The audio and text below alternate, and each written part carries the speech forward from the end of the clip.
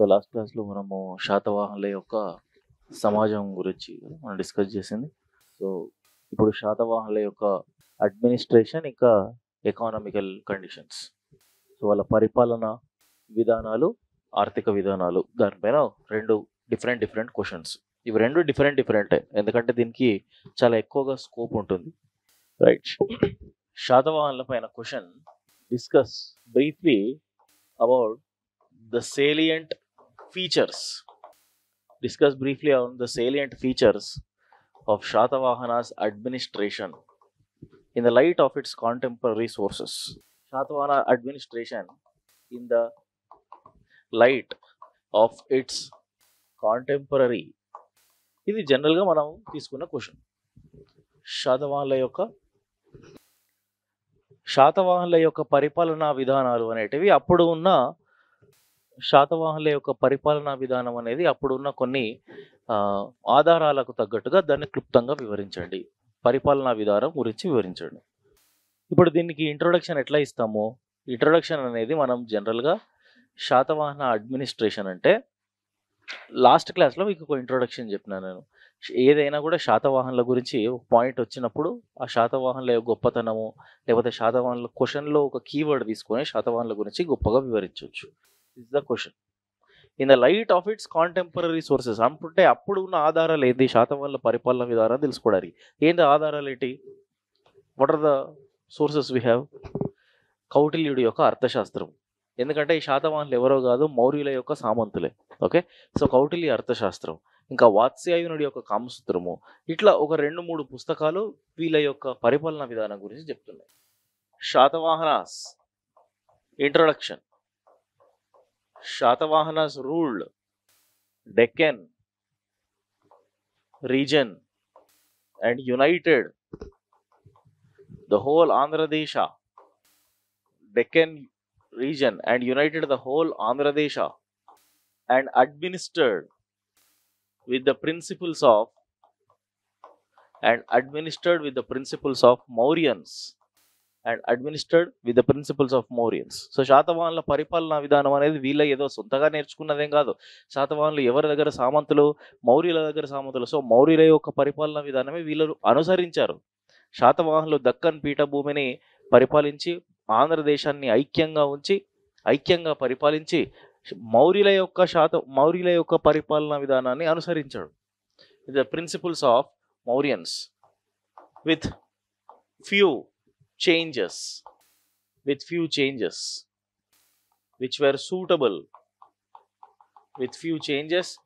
were suitable for local regions.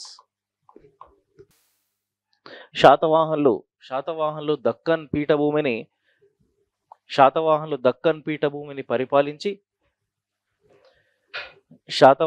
Deccan పీఠభూమిని పరిపాలించి ఆంధ్రదేశాన్ని మొత్తం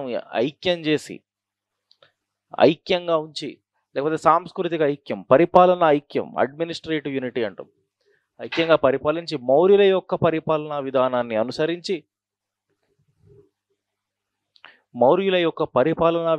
అనుసరించి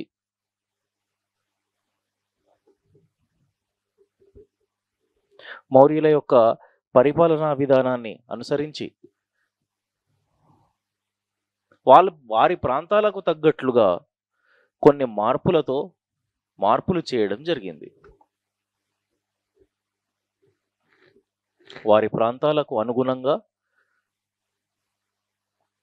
లేకపోతే వారి ప్రాంత ప్రజలకు అనుకూలంగా మార్పులు చేయడం జరిగింది. The principles of Mauryans with few changes which were suitable for their local regions. So ఇప్పుడు ఇది ఫస్ట్ పారాగ్రాఫ్. ఇప్పుడు సెకండ్ పారాగ్రాఫ్కి వచ్చేసరికి పారాగ్రాఫ్ చేంజ్ చేసి ఇప్పుడు ఈ శాతవాహనుల పరిపాలన విధానం దానికి కాంటెంపరీ సోర్సెస్ అని చెప్పి క్వశ్చన్లోనే ఉన్నది. సో ఏ ఆధారాలు ఉన్నాయి మనకు వీళ్ళ పరిపాలన విధానం తెలుసుకోవడానికి? ఇప్పుడు శాతవాహనాస్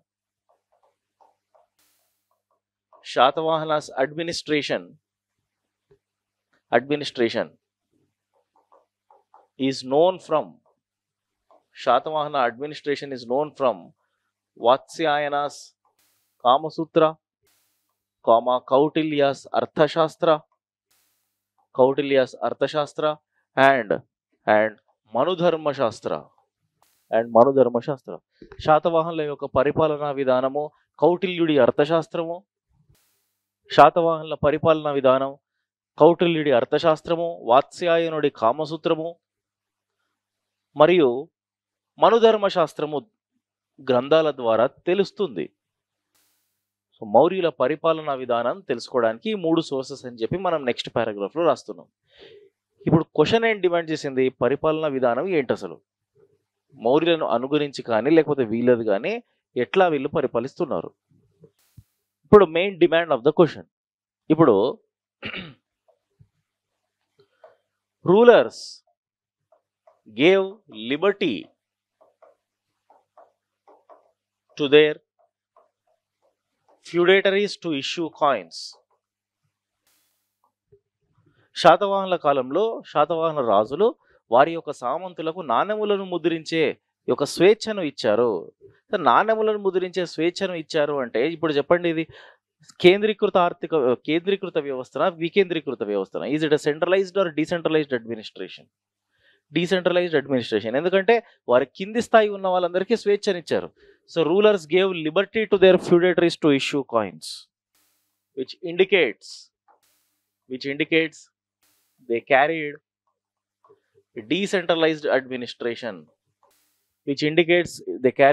decentralized administration, ఇవన్నీ administrative principles. Okay, decentralised administration. Rulers followed metronymics traditions. ఏంటిది మెట్రోనిమిక్స్ అంటే? శాతవాహనుల తల్లి పేరును ముందు మాతృనామాన్ని ధరించడము. Okay, rulers followed metronymics traditions as principle in administration.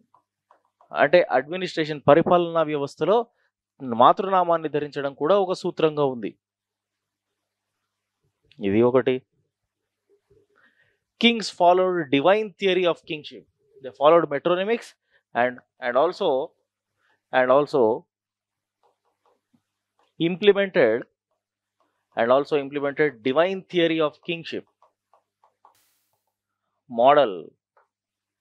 అంటే దాని అర్థం ఏంటంటే, డివైన్ థియరీ ఆఫ్ కింగ్షిప్ అంటే రాజ్యము అనేది దైవంతో సమానము, రాజు అనేవాడు దైవంతో సమానము, దైవాంశ సంభూతులు, పరిపాలనా సూత్రంలో దైవాంశ సంభూతులు అని కూడా చెప్పబడుతుంది రాజులు.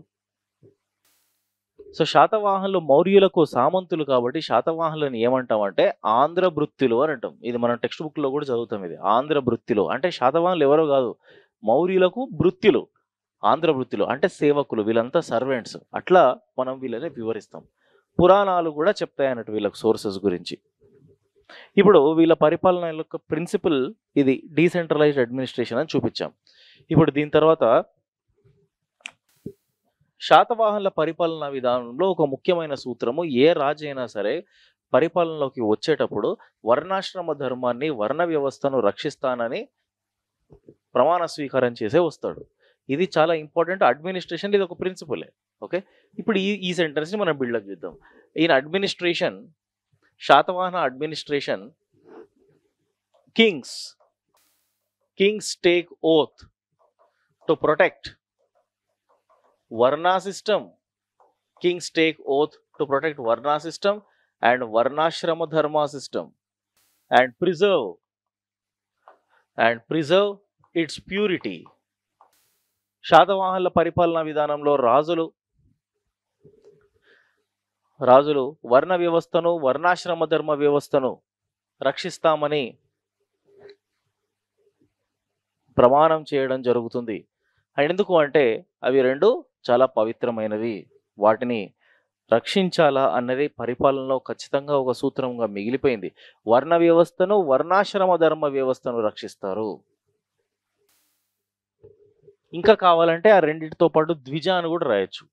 వర్ణ వ్యవస్థ, వర్ణాశ్రమ ధర్మ వ్యవస్థ అంటే తెలిసే ఉంటుంది కదా మీకు. వర్ణాశ్రమ ధర్మ, ప్రతి మనిషికి జీవితంలో 4 దశలు ఉంటాయి. మన ఫస్ట్ది, అవన్నీ యాక్చువల్గా ఆన్సర్లు ఎక్స్ప్లెయిన్ చేయకూడదు. ఎందుకంటే మనకు అంత టైం ఉండదు, మనకు అంత స్కోప్ ఉండదు మెయిన్స్ ఆన్సర్ రైటింగ్ చేసేటప్పుడు. జస్ట్ టు ద పాయింట్ అంతే. In life there are 4 stages. First stage బ్రహ్మచర్యం, గృహస్థం, వనప్రస్థం, సన్యాసం.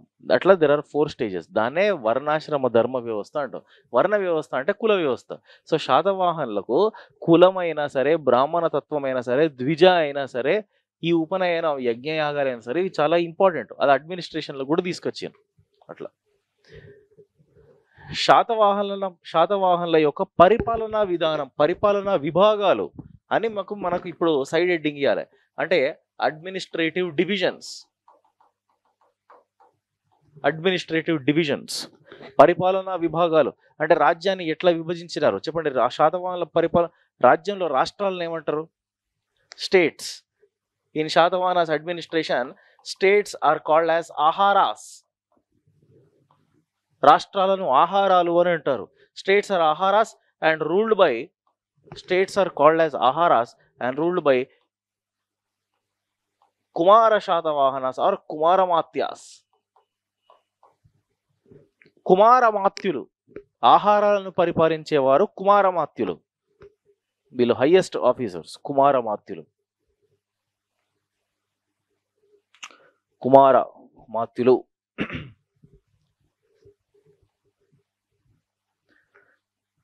and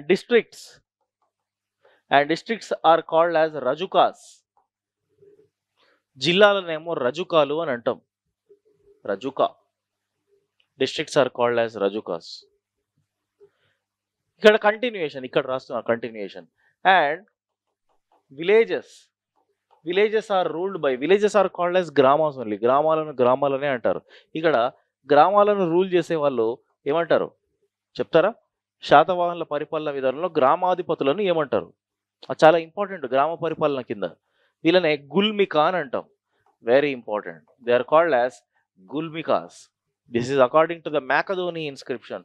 చిట్ట చివరి శాతవాహన రాజు 30వ రాజు 3వ పులోమావి ఆయన వేసిన మ్యాకధోని శాసనం ప్రకారం గ్రామాధిపతులను గుల్మికలు అని అంటారు. Next, change the paragraph and you have to right. In Shatavahanas administration, there are 2 different types of territories. So 2 different types of lands, not in just direct. శాతవాహనుల పరిపాలనలో 2 రకాల, శాతవాహన రాజ్యంలో 2 రకాల భూములు ఉంటాయి. There are 2 different types of lands. చెప్తారా?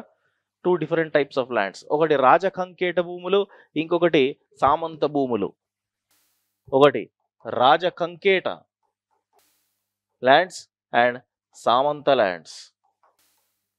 Rajakanketa lands and Samanta lands, which means just the indirect territories and direct territories. రాజకంకేట భూములు అంటే నేరుగా శాతవాహన చక్రవర్తులకు అధికారాలు ఉంటాయి ఆ భూముల పైన.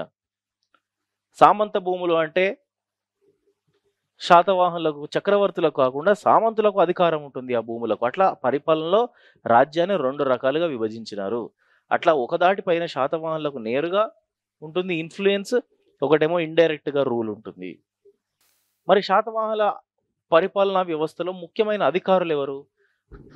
అట్లా చూసుకుంటే ఒక 10-15 మంది ఉంటారు. కానీ అందరి గురించి మనం ఎప్పుడూ ఆన్సర్లో రాయకూడదు. జస్ట్ ఒక 4 పేర్లు ఎవరైతే చాలా ముఖ్యమైన వాళ్ళు ఉన్నారో వాళ్ళు ఇంపార్టెంట్, వాళ్ళ నేమ్స్ రాయాలి. ఇంపార్టెంట్ బ్యూరోక్రాట్స్ అంటాం వీళ్ళనే. ఇంపార్టెంట్ బ్యూరోక్రాట్స్ అంటే ఇంపార్టెంట్ ఆఫీసర్స్, అత్యంత ప్రముఖమైన అధికారులు. విశ్వసమాధ్య, రాజమాధ్య, అమాత్య, వీళ్ళంతా టాప్ క్లాస్ ఆఫీసర్స్. విశ్వసమాధ్య, రాజమాధ్య, అమాత్య అండ్ సీతాధ్యక్ష. ఈ సీతాధ్యక్ష అంటే ఎవరు? సీతాధ్యక్ష అంటే భూములను పర్యవేక్షించేవాడు, హెడ్ ఆఫ్ అగ్రికల్చర్. వ్యవసాయపు భూములు, అవి కూడా వ్యవసాయపు క్షేత్రాలకు అధిపతి సీతాధ్యక్షుడు.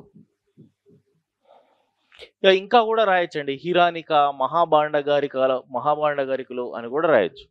సీతాధ్యక్షుడు, హిరానిక, మహాభాండగారిక, ఇట్లా వీళ్ళ కూడా గురించి కూడా రాయొచ్చు. వీళ్ళెవరు? మహాబాండగారికుడు అంటే ఎవరు? వీళ్ళిద్దరూ హిరానిక మహాబాండగారిక ఇద్దరు కూడా ట్రెజరీ ఆఫీసర్స్, ఖజానాధిపతులు వీళ్ళు. ఇంకొకటి శాతవాహన అడ్మినిస్ట్రేషన్లో ఏదైతే మర్చిపోకుండా రాయాలి, ఖచ్చితంగా రాయాలి ఏంటి తెలుసా? భూములు. Land is very very very important here. ఇక్కడ వీళ్ళ అడ్మినిస్ట్రేషన్లో భూములను దేంతో కొలిచారు అంటే నివర్తనల ద్వారా కొలిచినారు. భూములను నివర్తనములు అంటాం. ఒక నివర్తనము అంటే ఎంత? 1.5 ఎకరం. ఓకే, అట్లా కొన్ని వందల నివర్తనములను, వందల ఎకరాల భూములను బౌద్ధమత భిక్షువులకు అటు బ్రాహ్మణులకు ఇద్దరికీ సరిసమానంగా పంచిపెట్టడం జరిగింది. వాటినే అగ్రహారాలు అంటాం. అగ్రహార అనేది అడ్మినిస్ట్రేషన్లో ఒక ప్రిన్సిపలే. ఇదే అగ్రహార సమాజంలో కూడా వస్తుంది, సొసైటీలో కూడా వస్తుంది, ఇదే అగ్రహార ఎకానమీలో కూడా వస్తుంది. So in the Satavahanas administration, the lands in Satavahana administration, lands are measured. భూములను నివర్తనముల ద్వారా కొలవడం జరుగుతుంది. Land is measured in the form of nivartanas, and they were given as grants, as tax-free lands, and they were given as grants, to Brahmins and Buddhist monks. ఇవి బ్రాహ్మణులకు, బౌద్ధ మత భిక్షువులకు అగ్రహారాలుగా ఇవ్వడం జరిగింది. ఇది జనరల్గా శాతవాహన అడ్మినిస్ట్రేషన్. ఇప్పుడు శాతవాహన అడ్మినిస్ట్రేషన్ అంటే మరి దాంట్లో అర్బన్ అడ్మినిస్ట్రేషన్ ఏంది? మళ్ళీ అది సపరేట్గా ఉంది. Urban towns administration, cities, towns. శాతవాహనుల కాలంలో ఏవి అర్బన్ టౌన్స్?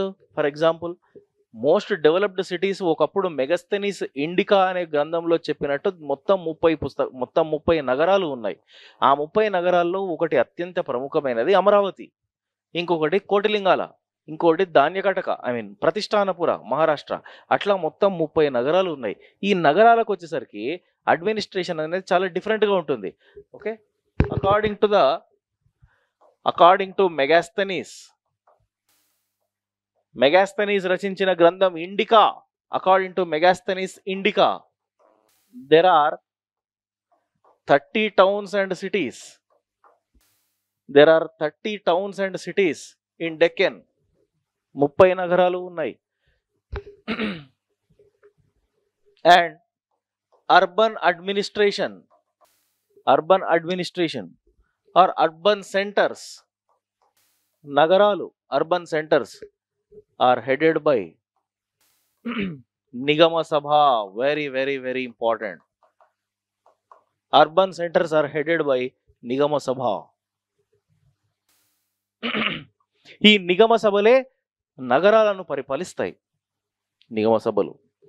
అండ్ ఈ నిగమ సభల గురించి మనకు తెలిపే ఒక శాసనం కూడా ఉంది, బట్టిప్రోలు శాసనం. ఆంధ్రాలో కృష్ణా జిల్లా దగ్గర బట్టిప్రోలు శాసనం అని చెప్తుంది. ఆ బట్టిప్రోలు శాసనం నిగమ సభల గురించి తెలియజేస్తుంది. నిగమ సభలు అంటే ఏంది? Head of cities. అంటే అది మనిషి పేరు కాదు నిగమ సభ అనేది. నిగమ సభ అనేది ఒక బోర్డు, అది ఇట్స్ సిటీ బోర్డ్, అది సిటీ బోర్డ్. ఓకే, ఈ నిగమ సభలకు అధ్యక్షుడు headed by నిగమ Sabha and presidents are called as Gahapatis. So board నిగమ సభ, అధ్యక్షుడు గహపతి. కాదు, వ్యాపార సంఘం కాదు. గహపతి అనేవాడు ఒక వ్యాపారవేత్త. నిగమ సభ అనేది ఒక సిటీని రూల్ చేయడానికి అపాయింట్ చేసిన ఒక బోర్డు. ఇప్పుడు ఈ నిగమ సభలో కొంతమంది సభ్యులు ఉంటారు. ఆ సభ్యులందరికీ గహపతి అధ్యక్షుడు. వీళ్ళందరూ కలిసి సిటీ అడ్మినిస్ట్రేషన్ని చూసుకుంటారు. మున్సిపల్ అడ్మినిస్ట్రేషన్ అంటాం దీన్ని. ఇప్పుడు ఇదే గహపతి వ్యాపారవేత్త కూడా, వ్యాపారంలో కూడా వస్తాడు. రైట్. ఇప్పుడు ఇదే శాతవాహన అడ్మినిస్ట్రేషన్లో మరి మిలిటరీ అడ్మినిస్ట్రేషన్ ఏంది? అది సపరేట్గా ఉంటుంది మళ్ళీ. ఆ మిలిటరీ అడ్మినిస్ట్రేషన్, మిలిటరీ పరిపాలనా వ్యవస్థ గురించి మనకు ఆధారం ఇచ్చేది కారవేలుడు వేసిన హాతిగుంప శాసనం. ఇది మీరు వినే ఉంటారు, కారవేలుడు హాతిగుంప శాసనం. Next side heading military administration.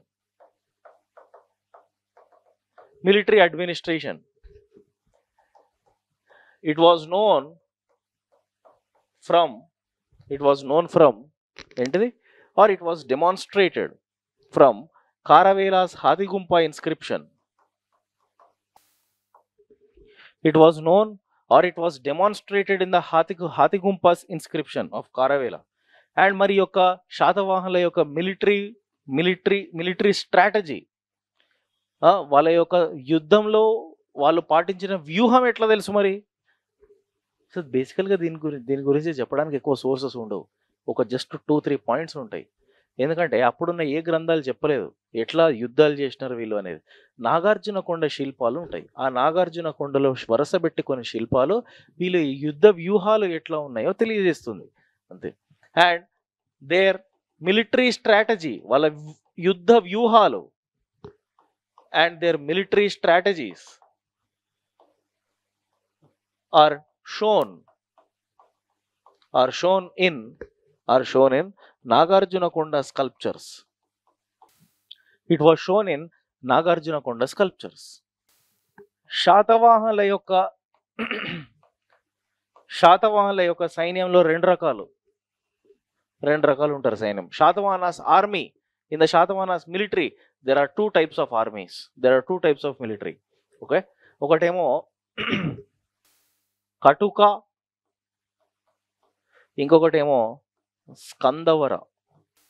ఒకటేమో కటుక, ఇంకొకటేమో స్కందవర. కటుక అంటే ఏంటి, స్కందవర అంటే ఏంటి? కటుక అంటే పర్మనెంట్ ఆర్మీ, స్కందవర అంటే కేవలం ఎమర్జెన్సీ టైంలోనే ఈ ఆర్మీని తీసుకొస్తారు. అది కటుక మీన్స్ పర్మనెంట్ ఆర్మీ, కంటోన్మెంట్ ఏరియాలని అంటాం వాటిని కటుకలు అని. అంటే ఫర్ ఎగ్జాంపుల్ ఇప్పుడు ధాన్య కటక అది. స్కందవర అంటే టెంపరరీ ఆర్మీ, తాత్కాలిక సైన్యం, అది కేవలం యుద్ధాలు ఉన్నప్పుడు మాత్రమే దాన్ని యూజ్ చేసుకోవడం జరుగుతుంది. ఇది శాతవాహనుల యొక్క అడ్మినిస్ట్రేషన్ సార్. వాళ్ళ మిలిటరీ అడ్మినిస్ట్రేషన్, వాళ్ళ ఫ్యూడేటరీస్, వాళ్ళు నాణెములు ముద్రించడానికి స్వేచ్ఛనిచ్చారు, ఆహారాలను ఏమంటారు, కొంతమంది ముఖ్యమైన అధికారులు, పరిపాలనా విభాగాలు ఎట్లున్నాయి. కన్క్లూజన్, ఇప్పుడు శాతవాహనుల యొక్క అడ్మినిస్ట్రేషన్కి కన్క్లూజన్ లాస్ట్ క్లాస్లో మీకు చెప్పాను. ఎప్పుడైనా కూడా దాని ఇంపాక్ట్ అంటే అది ముందుకు ఎట్లా క్యారీ ఫార్వర్డ్గా పోయింది. శాతవాహనుల పరిపాలనా విధానము, వీళ్ళ యొక్క సామంతులు కూడా వీళ్ళు దీన్నే అనుసరించడం జరిగింది. వీళ్ళ సామంతులు ఎవరు మరి? నెక్స్ట్ వచ్చే రాజ్యమే వీళ్ళ సామంతులు. వాళ్ళు ఎవరు? ఇక్ష్వాకులు. అంతేకాదు వీళ్ళ సామంతులు ఎవరు? కూరవంశం, ఒంగోల్ని వారు పరిపాలిస్తున్న పుగ్య వంశం, మహారాష్ట్రలో ఉన్న కోలాపూర్ని పరిపాలిస్తున్న కూరవంశం. ఇట్లా అనేక వంశాలు శాతవాహనుల యొక్క సామంతులు అదే పరిపాలనా విధానాన్ని అనుసరించి కొన్ని వందల సంవత్సరాల వరకు దక్కన్ సామ్రాజ్యాన్ని అట్లనే ఐక్యంగా ఉంచిన ఏమంటారు ఒక క్రెడిట్ అనేది వీళ్ళకు దక్కింది. Okay, Satavahanas impact on administration, Satavahanas impact on administration is taken forward by their feudatories, for many years and preserved its traditions. వాటి యొక్క సాంప్రదాయాలను కాపాడినారు వాళ్ళ సామంతులు. They preserved their traditions like minting coins, నాణెములను ముద్రించడం, preserving the Brahminist traditions, preserving Brahminist traditions etcetera. So బేసికల్గా శాతవాహనుల యొక్క పరిపాలనా విధానం అనేది వాళ్ళ సామంతులు దాన్ని ముందుకు తీసుకెళ్లడము, ఆ బ్రాహ్మణ తత్వాన్ని కాపాడడము, ఆ వర్ణ వ్యవస్థను కాపాడడం, ప్రిజర్వింగ్ ఇట్స్ ట్రెడిషన్స్ అని సింపుల్గా చెప్తున్నా. అంటే వర్ణాశ్రమ ధర్మ వ్యవస్థ ఇవన్నీ వాళ్ళు కాపాడినారు కొన్ని వందల సంవత్సరాల వరకు. Next take down the next question. శాతవాహనుల యొక్క ఆర్థిక వ్యవస్థ మీద మనం క్వశ్చన్ తీసుకుందాం.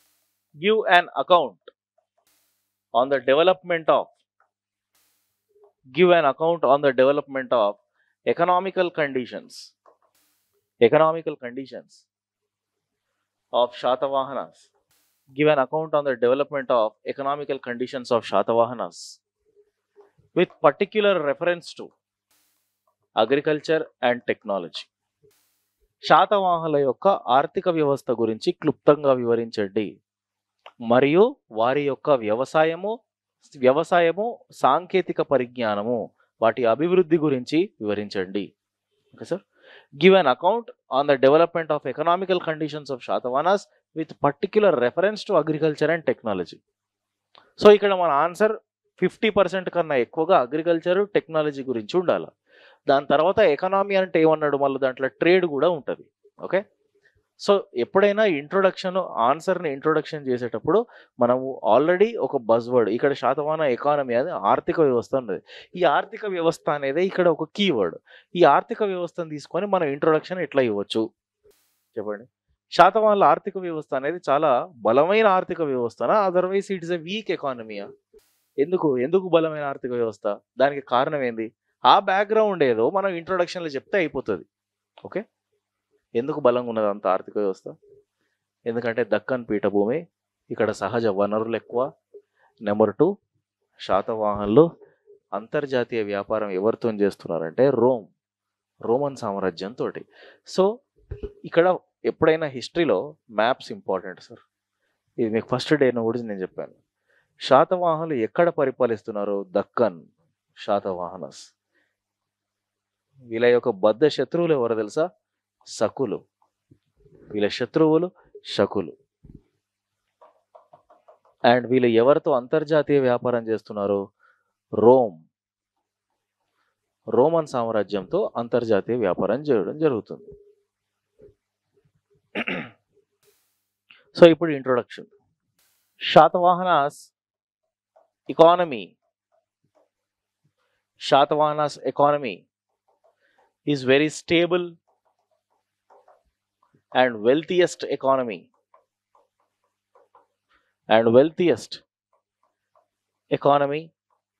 based on the evidences from its coins, trade centers. చూడండి ఏం చెప్తున్నాను నేను తెలుగులో కూడా చెప్తా. ఇది శాతవాహనుల యొక్క ఆర్థిక వ్యవస్థ. ఓకే, ఆర్థిక వ్యవస్థ అనేది చాలా బలమైన ఆర్థిక వ్యవస్థ. దేని ఆధారంగా? వారు ముద్రించిన నాణెములు, వారి యొక్క నగరాలు, అభివృద్ధి అయిన నగరాల ఆధారంగా ఇది మనకు తెలుస్తుంది. Evidences from it's coins, trade centres and archaeological excavations, పురావస్తు శాస్త్రవేత్తల యొక్క తవ్వకాలు, ఇవన్నీ మనకు వీళ్ళ ఆర్థిక వ్యవస్థ గురించి ఎంతో కొంత సమాచారాన్ని ఇస్తున్నాయి. Archaeological excavations and its trade with Roman empire ఇవన్నీ శాతవాహనుల ఆర్థిక వ్యవస్థ గురించి చెప్తున్నాయి. Or its international trade with the Roman empire. శాతవాహనుల యొక్క ఆర్థిక వ్యవస్థలో 2 కాంపోనెంట్స్ ఉంటాయి. ఈ 2 కంపల్సరిగా ఈ ఆన్సర్లో మనకు కనబడాలి. ఒకటి వ్యవసాయం, ఇంకొకటి వ్యాపారం. ఈ రెండింటి గురించి ఈ 2 అనేటివి కాంపోనెంట్స్. ఫస్ట్ కాంపోనెంట్ మొత్తం వ్యవసాయం, తర్వాత వ్యాపారం. ఫస్ట్ వ్యవసాయం అని సైడ్ హెడ్డింగ్ ఇవ్వండి. First agriculture. శాతవాహనుల యొక్క వ్యవసాయపు పద్ధతుల గురించి తెలుసుకోవడానికి ముఖ్యమైన ఆధారం ఏంటి తెలుసా? అప్పుడు ఉన్న ఒక లిఖితపూర్వకమైన ఆధారము హాలుడు రచించిన గాథ సప్తశతి. హాలుడు రచించిన గాథ సప్తశతి ఏం చెప్తుంది? వీళ్ళు పండించిన పంటల గురించి చెప్తుంది. Okay, the main source agriculture, side heading. Okay, the main source to know about the agriculture is Hala's Gatha Saptashati. హాలుడు రచించిన Gatha Saptashati gives information about various crops cultivated like. Gatha Saptashati ఏ పంటలను పరిపాలించారో చెప్తుంది. ఏ పంటలను పరిపాలించినారు మరి? ఎగ్జాంపుల్ మిమ్మల్ని అడుగుతున్నాయి క్వశ్చన్. శాతవాహనులు ఎక్కువగా పరిపాలించేది ఆహార పంటల, వాణిజ్య పంటల? Do they cultivated food crops or cash crops? ఎక్కువగా వాళ్ళు క్యాష్ క్రాప్సే కల్టివేట్ చేయడం జరిగింది. క్యాష్ క్రాప్స్ అంటే వాళ్ళు ఏంది క్యాష్ క్రాప్? కమర్షియల్ క్రాప్స్, పత్తి number 1, number 2 sugar cane, number 3 coconuts, number 4 mangoes. ఎక్కువగా ఫ్రూట్స్, ఇవి ఎక్కువగా క్యాష్ క్రాప్స్. ఇవన్నీ ఎందుకు క్యాష్ క్రాప్స్? రోమన్ సామ్రాజ్యానికి ఎక్స్పోర్ట్ చేయడానికి.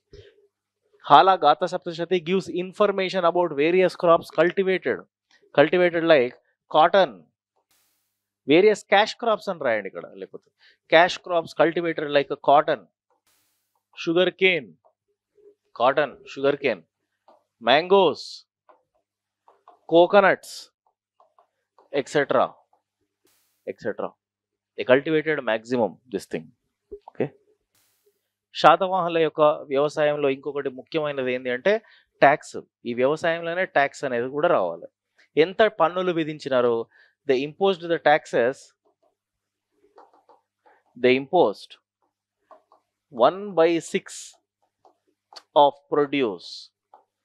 They imposed 1/6 of the produce as land tax, which is called as Rajabhaga.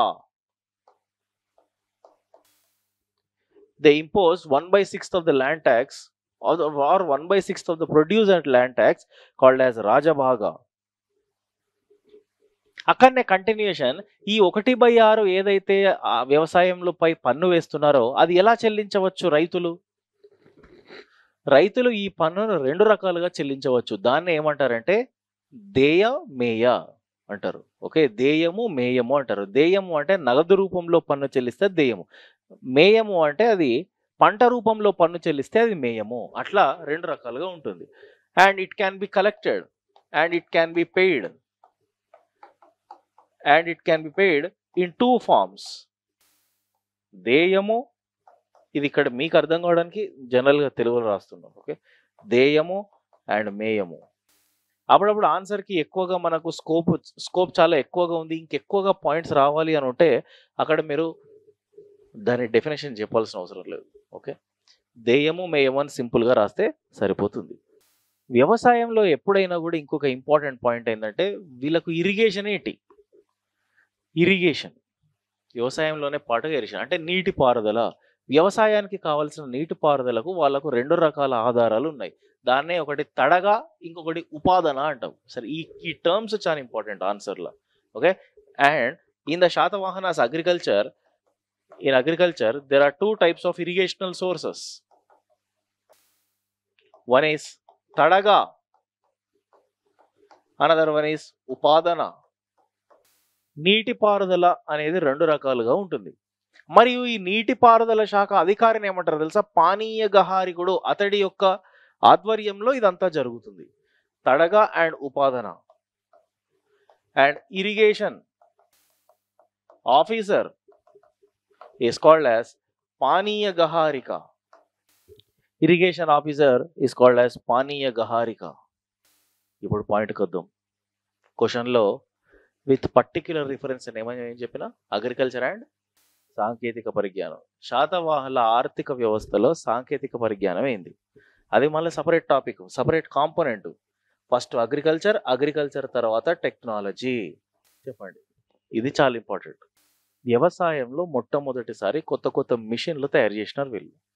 ఆ కొత్త మిషన్లే తిలపీర్తక యంత్ర ఒకటి, ఇంకోటి ఘటిక యంత్ర, ఇంకొకటి ఉదయంత్రిక ఒకటి, ఇంకొకటి పత్తి నుండి వేరే విత్తనాలను వేరు చేసే యంత్రం కూడా ఒకటి తయారు చేసినారు తెలుసా?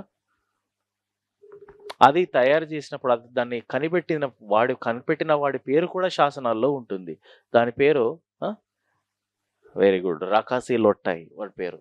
Technology. In technology there are 4 different types of machines. 4 different types of machines are introduced. Technology in agriculture. First one, Udayantrika. Udayantrika is a machine. నేను ఏం చెప్తానంటే ఇప్పుడు మెయిన్స్ ఆన్సర్ రాసేటప్పుడు, ఇది ప్రిలిమ్స్లో కూడా చదివినాం మనం, కాకపోతే మెయిన్స్ ఆన్సర్ రాసేటప్పుడు ఒక సైడ్ ఉదయంత్రిక అని చెప్పి ఇది ఎవరు, ఇది ఏం మెషిన్ అని చెప్పడం బదులు సెంటెన్స్ రూపంలో కంటిన్యూషన్గా వెళ్ళిపోవాలి. అట్లా పోతేనే ఆన్సర్ లాగా ఉంటుంది. ఓకేనా? ఉదయంత్రిక is a machine which is used to till the soil. Which is used to till the soil. Okay? Which is used to till the soil effectively. ఇదొకటి. And next, Ghatiyantra. Ghatiyantra is a machine which is used to, చెప్పండి, ఘటియంత్ర అంటే దేనికి? నీటిని తోడే machine. which is used to draw water from well, which is used to draw the water from the well. Gati yantra. And it is tied to bull. It is tied to bull. అది ఏంటంటే ఎద్దుకు కడతారు అది ఆ machine. So ఆ ఎద్దు లాగుతూ ఉన్నప్పుడు ఆ మెషిన్ నీటిని తోడుతూ ఉంటుంది. Next number 3. నెక్స్ట్ గిరిక యంత్ర ఈజ్ అన్ అడ్వాన్స్డ్. గిరిక యంత్ర is an advanced technological instrument. Same రాయకుండా కొంచెం vocabulary change. It is an advanced technological instrument which is used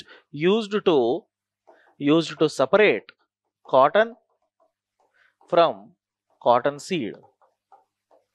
Which is used to separate cotton from cotton seed. ఈ మూడు యాక్చువల్గా సరిపోతాయి. ఇంకొకటి 4వది కూడా ఉంది, తిలపీర్తక యంత్రం. తిలపీర్తక యంత్రం is a oil based machine. అది use to separate oil from oil seed. అది తిలపీర్తక యంత్రం అంటాం. And it is invented by Girika Yantra, invented by Rakasi Lottai.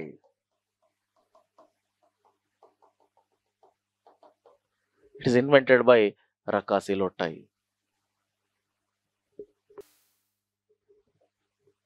Answer ఎప్పుడైనా కూడా కంటెంట్ ఓవర్లోడ్ కావద్దు. 4th one. తిలపీర్తక యంత్ర. తిలపీర్తక యంత్ర. ఈ సేమ్ సెంటెన్స్ మీరు రాయొచ్చు. It is a machine use to extract oil from oil seed. నూనె గింజలు, నూనెని తీసే మెషిన్. ఇప్పుడు ఇదంతా వ్యవసాయం గురించి, పన్నులు, వ్యవసాయం పైన పన్నులు, భూములు, వీటి గురించి. మరి ఆన్సర్లో ఇంకో కాంపోనెంట్ ఉంది, వ్యాపారం. వ్యాపారం అనగానే మీరు ఈ క్వశ్చన్ కాదు సార్, ఏ చాప్టర్ అయినా తీసుకోండి, శాతవాహన, ఇక్ష్వాకు, విష్ణుకుండెన్, కాకతీయ, కుతుబ్షాహి. వ్యాపారం అనగానే మీకు ఫస్ట్ గుర్తుకు రావాల్సింది గిల్డ్స్. గిల్డ్స్ అంటే ఏంది? శ్రేణులు. గిల్డ్స్ అంటే శ్రేణులు. ఆ శ్రేణుల వ్యవస్థ గురించి, ఎగుమతులు దిగుమతుల గురించి, ఏ శ్రేణులు ఎట్లా వ్యాపారం చేస్తున్నాయి, ఏం ఎగుమతులు ఏం దిగుమతులు చేస్తున్నాయి, అండ్ ఏ దేశంతో వ్యాపారం చేస్తున్నాయి, అండ్ వ్యాపార కేంద్రాలు ఏమేమి ఉన్నాయి, వీటి గురించి చర్చిస్తే చాలు ఎకానమీలో. Okay, now next side heading trade. దీంట్లోనే trade. Satavahanas carried international trade with Roman empire. International trade with Roman empire evident from the activities of guilds. శాతవాహనులు రోమన్ సామ్రాజ్యంతో అంతర్జాతీయ వ్యాపారం చేస్తున్నట్టు శ్రేణుల వ్యవస్థ ద్వారా తెలుస్తుంది. Which is activities from the guilds. Example, ఏ శ్రేణి గురించి చెప్తారు మీరు? ఇప్పుడు గిల్డ్ అంటే ఏంది డెఫినేషన్ చెప్పాల్సిన అవసరం మనకు లేదు ఇక్కడ. డైరెక్ట్గా మనం పాయింట్కి వచ్చేస్తున్న గిల్డ్. ఏ గిల్డ్? ఎగ్జాంపుల్ ఒక 2 గిల్డ్స్ చెప్పండి.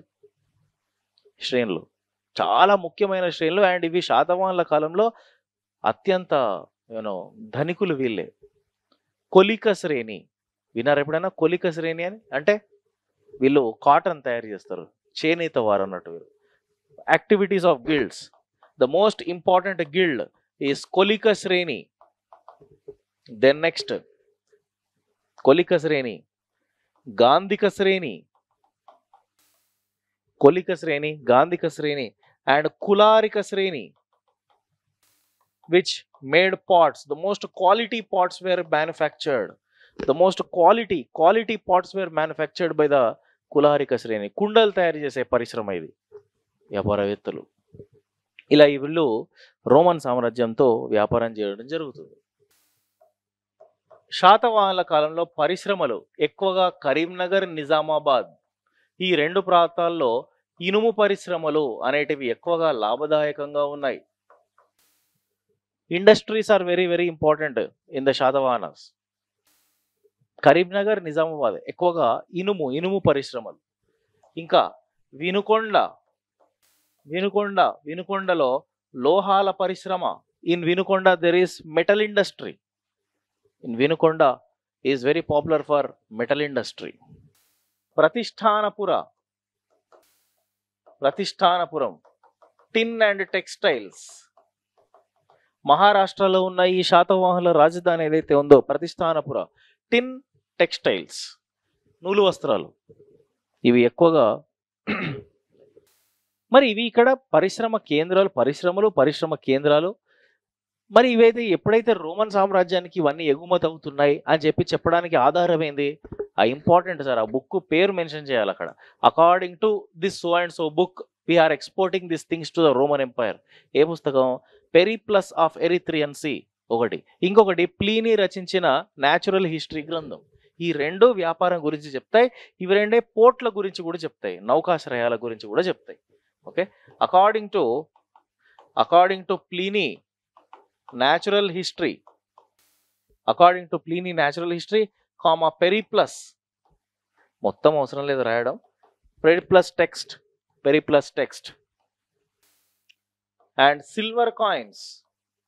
Satavahanas minted silver coins. శాతవాహనులు వెండి నాణములు ముద్రించినారు. ఏమంటారు వాటిని? పనా. శాతవాహనులు ముద్రించిన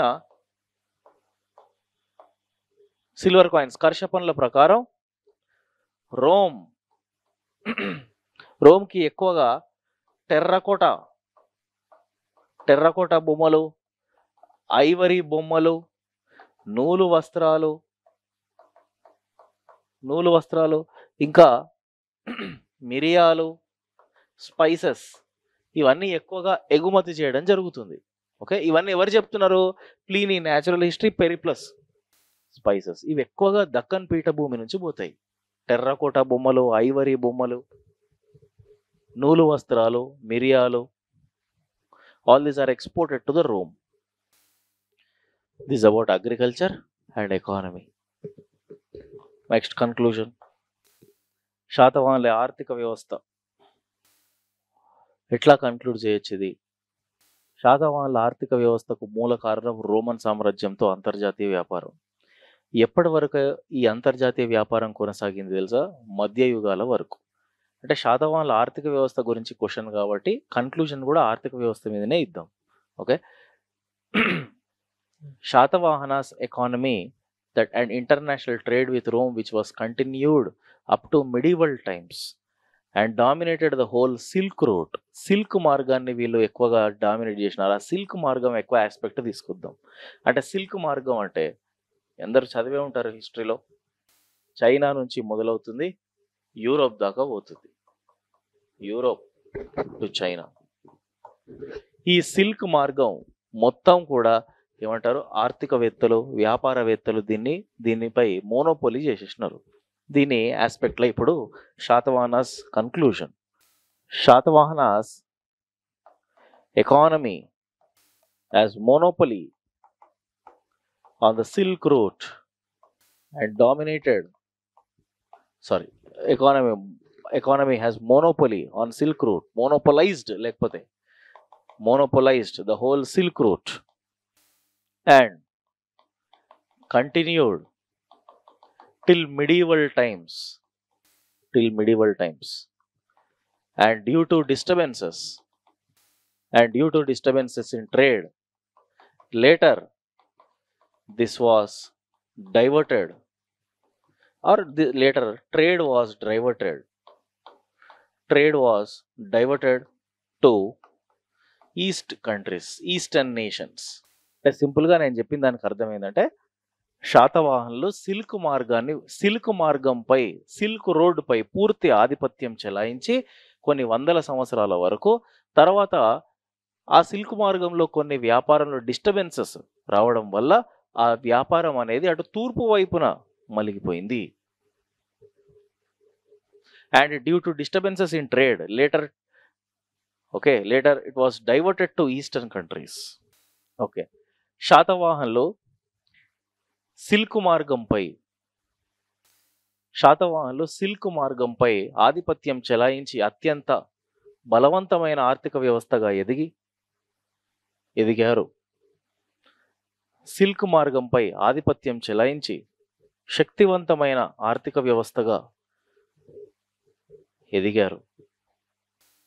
ఇది కొన్ని వందల సంవత్సరాల వరకు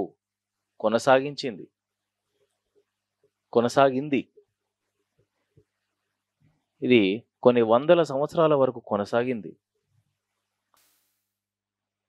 మధ్యయుగాల్లో ఈ అంతర్జాతీయ వ్యాపారము పశ్చిమ దేశాలతో కాకుండా తూర్పు దేశాలతో ఎక్కువగా జరగడం అనేది తెలుస్తుంది. శాతవాహనుల మీద 3 క్వెషన్లు చాలా చాలా ఇంపార్టెంట్ ఎక్స్‌పెక్టెడ్ క్వెషన్లు. ఒకటి సమాజం, ఒకటి ఆర్థిక వ్యవస్థ, ఆ ఆర్థిక వ్యవస్థలోని అగ్రికల్చర్, టెక్నాలజీ. ఇంకొకటి అడ్మినిస్ట్రేషన్. పొలిటికల్‌గా ఎక్కువగా క్వెషన్లు రావండి. ఏ చాప్టర్ అయినా మీరు తీసుకోండి. కల్చరల్ కాంట్రిబ్యూషన్ ఎక్కువ ఇంపార్టెంట్. సాంస్కృతిక సేవలు ఏమందించినారు వీళ్ళు. ఈ ఒక రాజకీయం తప్పితే మిగతా ఏదైనా కూడా సాంస్కృతిక సేవల కిందకే వస్తది. ఒక్క రాజకీయాలు, యుద్ధాలు ఇవి ఒకటే మాట్లాడుకోవద్దు సంస్కృతి పరంగా చూస్తే. సమాజం సంస్కృతే.